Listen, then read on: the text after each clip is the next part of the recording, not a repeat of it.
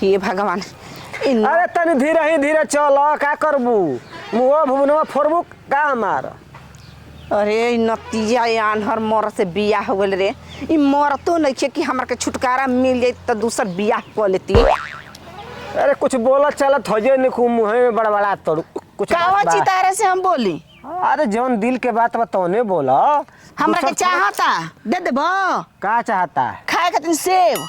अब एजा थोड़े सेब बा कि दे तारा के चलो बाजार में लिया चलो पाभर कीन दे लौके कुछ है ना और कीनिए दिहन हमरा के इनका के लेके जाए कपार पर के बोझा। जब से बियाह भइल बा तब से एकरा के ढोवते बानी हट की हो रे कन्या। ए का कहाँ जाता रहो निया रास्ते धक्का नहीं जाता। हाँ तो देख ला का हो जो गोड़ी लो गई बन चल हां कैसा लगला सरवात नहीं ई का हो बैरकंटी हो बैरकंटी हो कैसा ना जगह तू लिया के जातर हो और कंटी बरकंटी धरावे लगा हो कैसा ना जगह लिया के जातनी। हां जहां जातनी हम बढ़िया जगह पर जातनी। ए बड़ा तू खुश बड़ू के हमरा के लिए आ जाता तो चलो घुमा फिरा देबू तो हमरो मन हर हो जाए। मेहरारू होके तो तहारा लिखा हो अनहरो भतार के ढोवत तरू दूसरा तो कहे छोड़ के भाग रही वो तो हम मनावत नहीं कि तू हमारे संग ही जिंदगी भर रह। हां हो लाखों में एक हमार मौगी के ने बढ़ हेने बानी ओने जाता एने बारू हम कहा करी ना हंसले बनता रे रोले बनता रे। ए चलो हाली हाली आवा केनी बैठा जौन लुआ अब थाक गइल बनी ए जे बढ़िया चले के मन नहीं करत।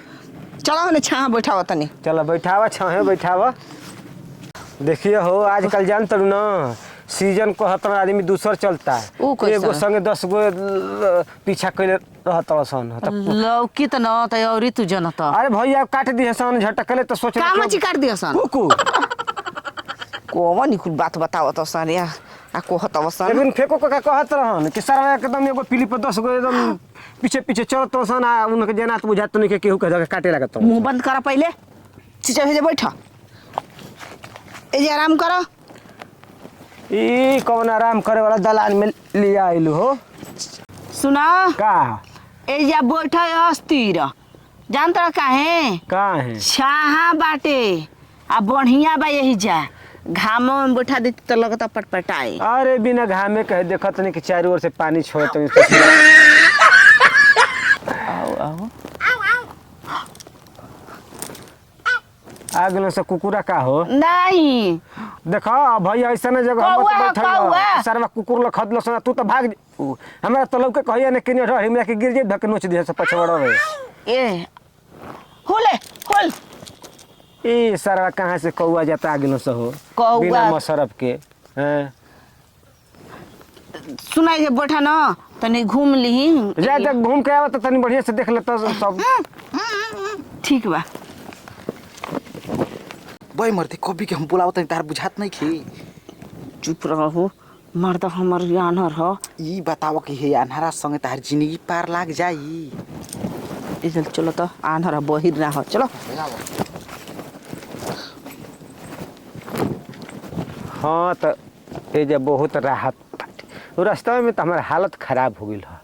जल्दी घूम के आई हो देरी मत करी हो नहीं तो कमन ठीक बा सरवा किनिए से कुकुर आज धके झोलिया दी तो काम गबड़ा जाई 2000-3000 के सुइयो लगावे के पड़ी को दिन झेले के पड़ी कोनो ठीके नहीं खे। आजकल जुगे जमाना खराब चलता सरवा के जे सुधवा रहता वो पिटा जाता जे लांगा पुंगा रहता वो बच जाता है। आवो मरते का ई बताओ हां है देखा तड़ू है कुल का हां लाखों के संपत्ति हमारा बा हत का करी हो खात खात तू ओरा जेबू हमार धन दौलत है हम ना उड़ाई। देखो तू कहल का चाहत ड़ 3 दिन पर ट्रक लोडिंग आवेला कीड़ा के माल तू का करे ल जा का करना व्यापारी हई ओ तब का बैठ तो के बढ़िया समझाई।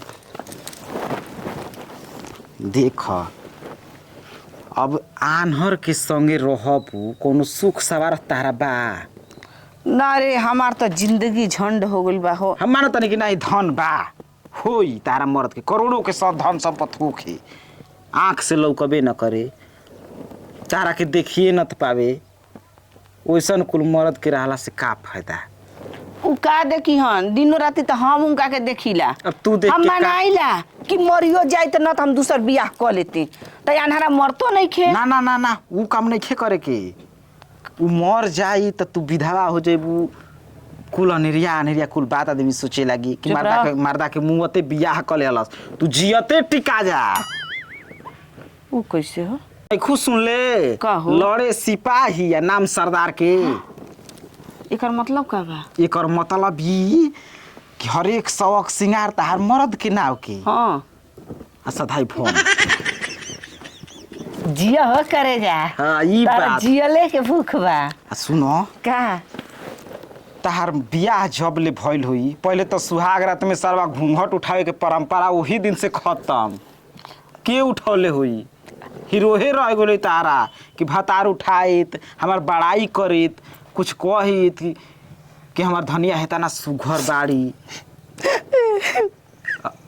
का भइल? अरे बड़ तू चुप रह। कौन आके मार लगे हमके रोवे लगल। तू काहे कि हमके याद दिलावा तारा सुहाग रात के दिन? अब देख जवन तार शौक सपना होई उ हम पुराई।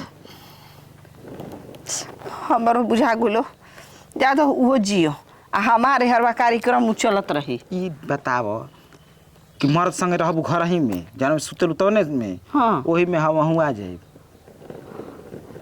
का लौकता इहे न केमनी के बोलल ना जाई साई फुस कइल जाई। बोले बतिया करे सारा फोन पर बतिया लेवे के। देखो रोज रहे हम ओकरा के घुमावे लेके आइब हाँ बहाना उ तो तारा से मिले खातिर आइब। हाँ, एकदम सुबह शाम दोनों टाइम घुमावो। वैसा नहीं तो तीनों टाइम घुमावो।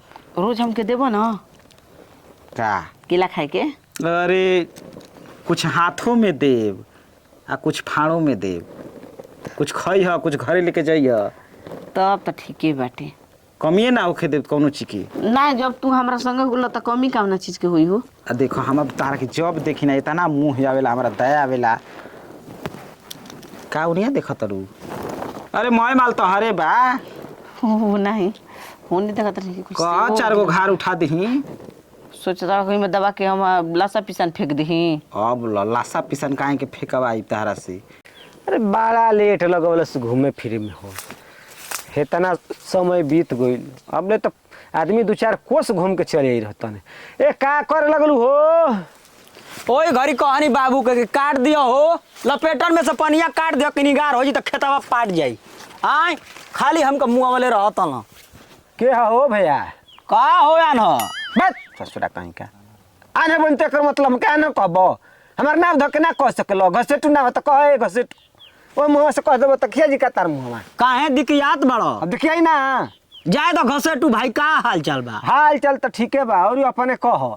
कनिया कि एने का करे आगल बा? अरे एने घूमत फिरत तो नहीं हमर मौगी लिया के आइल हो आ गोइल बिया कबे ले घूमे अब तक ले आइल ना। का जने का करे लागल भुला ना बात गई। पूछी। अरे एगो पूछो चाहे दूगो पूछो बड़ा टोबो थोखबा रात बिरात में। त का करी जब भगवान वैसन बनाइए दिलन तो टूये टके ना काम चलाई। अब तार लेखे तो लौकत है नहीं खे। अच्छा एगो बात पूछी। तारा के रोकले बनी कि टोकले बनी? हमारा ये नहीं खे जानत कि सारावा धानावा में कुकुर बिलार घुसत स कि मर्द में हरारू कोनो लेके घुसत स। भैया एकदम समझ के खटिया धान हमार लूट गइल बा। ए हवा चलल है ऐसे लोटिया गइल है। मैल खेतवे में। हाँ जब धान के डांठ बढ़ जाला ना हाँ। तब सोच लो कमजोर हो जाला। अब ऑटोमेटिक ढह जाला कहे ना पुरानी आदमी। अब हम कोनो देखले थोड़े भी लोग के कहे जाने तक आ जाना कि केहर से ढहल बा ऊपर से ढहल बा कि नीचे से ढहल बा। कहो भैया बोला भौजी के नियो गोइल नहीं ना। ए भैया जब उतना लौके के रहित ना हाँ तो तारा से हम सलाह मशवरा ना लेती तारा से ना कहती कि गोइल बिया घूमे के नहीं। हमारा तो जाना था कि केनियो मछरी वछरी फंसावे गोइल बाड़ी समझ जा। मछरी फंसावे? हाँ। ए ससुरा अब जान तो 2-4-5 दिन मछरी बंद बाटे। 4-5 दिन से हमका हवा बेर लागता हो। अब तू अनहरियो के लगल ढेला ढोवे लग ना। हम अनहरियो को ढेला नहीं की ढोवत हम संची के ढोवत नहीं। अच्छा ये बताओ कबो इने ना आवेला जा। अब जब मने कह दिल कि तनी घूम फिर लिया तो का करब? इतना सोचे के बा। इतना सोचे के बाद तोहरा के लौकी है ये ना मेहरारू करत बिया का तो कैसे पता चली? ए अनहर भैया फिर ससुर आन्हर कहते दिमाग खराब ना करी जल माथा हो जाला कुल बात सुन के। ए घसेटू भैया का हो जेकर मरद समझ जा कि आन्हर भेबर रहल न उनकर मेहरारू दूसरे और काम चलावेली। अब तू ही ढेर जानत रह। हाँ तार मेहरारू काम चले बिया का दूसरा वो। अरे हमार तो लौकता। अरे सार कहीं का ऐसा जुग जमाना बानो कि जिन सोझो रहत न तो हाँ। उनकर मेहरारू दूसरे से ठेठावावतिया। ऊ कैसे? वो कैसे प्यार मोहब्बत में पड़ के।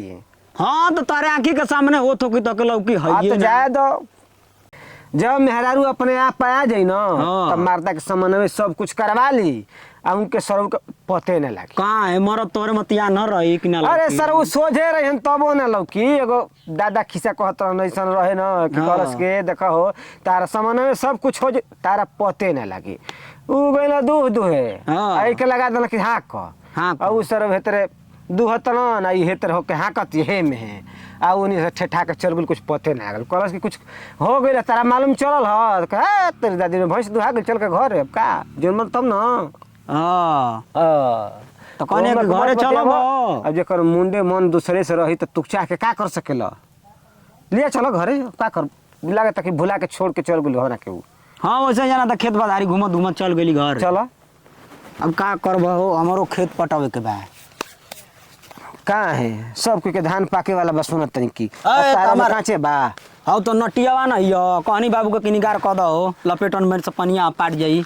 अच्छा चलो कोनो बात नहीं है। देख मलकाई का अब तहिए ले हम मालिक रहनी ये बिजनेस में आज के बाद तू मलिकाइन रही हो कुल भार बोझा तोहारा के सौंपत रही। देख हम ही कुछ सुने खातिर तरसत नहीं। तो तरसे के नहीं खे हम ना संभारब सब तू संभरियो हम तो रोज संभरते बानी। चलो भैया आओ। अंधारा के संगे बानी तो जीवन भर तो ओकरा के लेके ढोते बानी। हमारा के छोड़ा अब हमारा के ढोए हमारा के कहरू मिला। संभार भैया तोहरे संगे अपन हाँ, जिंदगी कुछ बिताई। सुनाता तो के आवो आ देखो का? चलो आवो कहाँ आवो कहाँ आवो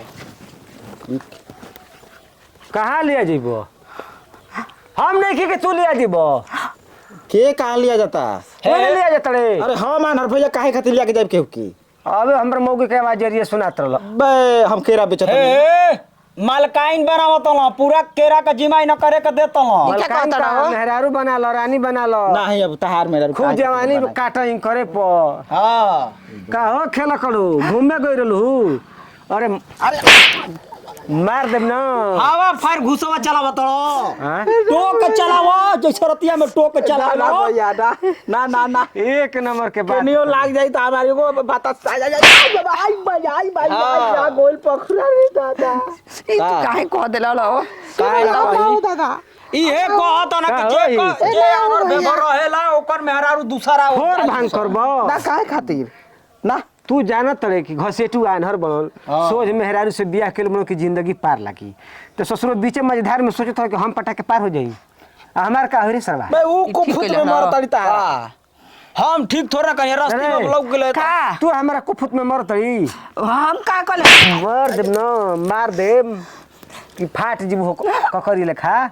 जवन तू सोचत हो तवन बात नहीं खे। का बात बा ई हमारे रहलै न तो कहतन कि मालकिन हमर मेहरानू आई तो होई इतना हम बिजनेस धंधा कइले बानी। ये कुल बात होत रहला हमनी उल्टा सीधा कुछ ना बात होत रहला। ये कुल ना की तहार हमारे से कह के का गोरे कि हम घूमे हम आवत रही तो भेटा गुलवन आ मरद के किने छोड़ देबे जंगल झाड़ में कि कुकुर झलिया दसन आ तोर ख्याल बाटे तू तो सोचत रही कि अनहारा मर जा ई बिला जब के हमारा एकदम राज बिहार हो जा बड़ी का होता टे एक घंटा मारे ली छोड़ दे रहे जंगल झाड़ में आ चले उतर कबे से कहताड़ी कि हम अपन मरद के लंबा उम्र खातिर का ना करी ना करवा तीन चौथ कुल करी ना सच बोल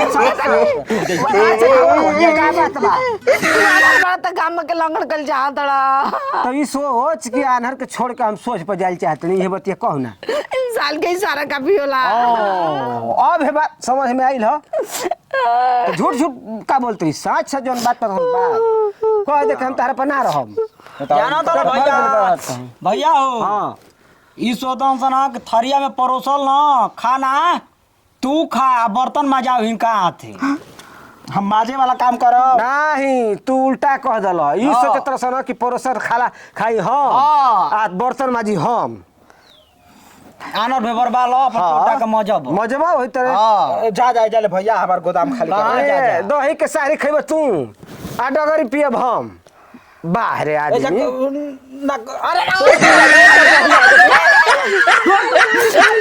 अरे छोड़ दो हमारे बारे में बढ़िया बतिया तर अब कौन आता से किरो के घर में उठी हो दादा जान तुम कि हम आवाज सुन के पिटी ना और दादा चौपट हो गई ओ गोल पर हो गई